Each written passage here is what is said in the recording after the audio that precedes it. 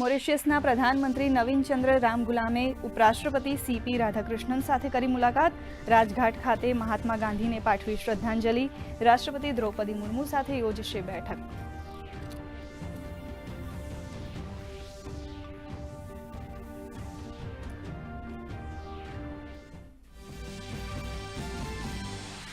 નવી દિલ્હીમાં આજે ભારત અમેરિકા વચ્ચે વેપાર વાર્તા. આ વર્ષે માર્ચમાં શરૂ થયેલ દ્વિપક્ષીય વેપાર કરારને આગળ વધારવાનો છે ઉદ્દેશ.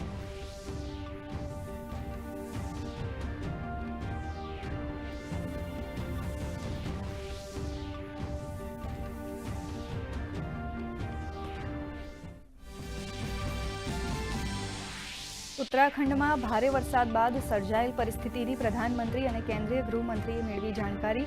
મુખ્યમંત્રી પુષ્કરસિંહ ધામી સાથે ફોન પર વાત કરી મદદ માટે કરી હાકલ.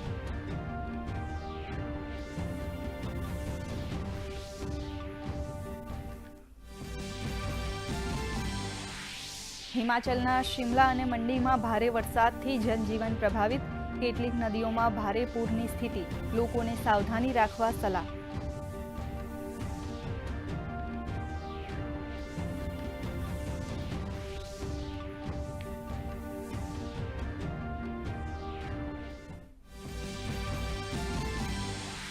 ખેડા જિલ્લાના કપડવંજના 30 યાત્રાળુઓ જોશીમઠ પાસે ફસાયા. ઉત્તરાખંડમાં ભારે વરસાદ અને ભૂસ્ખલનને કારણે જોશીમઠ બદ્રીનાથ હાઈવે બંધ.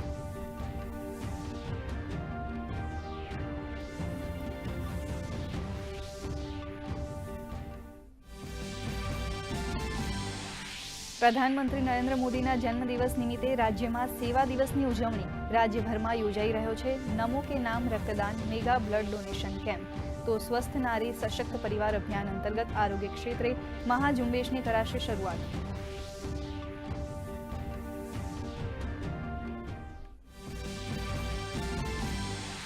મંગળવાર શેર માર્કેટ માટે મંગળકારી. સેન્સેક્સ 450 તો નિફ્ટી 130 અંક ઉછળ્યા. બેંક નિફ્ટીમાં 0.5% તેજી. સ્મોલ કેપ મિડ કેપ નીરસ. કોમોડિટીમાં કરંટ યથાવત. સોના ચાંદી નવા ઓલ ટાઈમ હાઈ પર.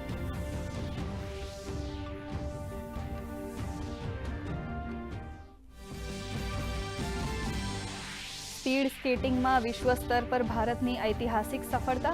આનંદ કુમાર વેલકુમારે સ્પીડ સ્કેટિંગ વિશ્વ ચેમ્પિયનશિપમાં જીત્યો સુવર્ણ ચંદ્રક. તો ક્રિશ શર્માએ જુનિયર વર્ગમાં ગોલ્ડ મેડલ કર્યો પોતાના નામે.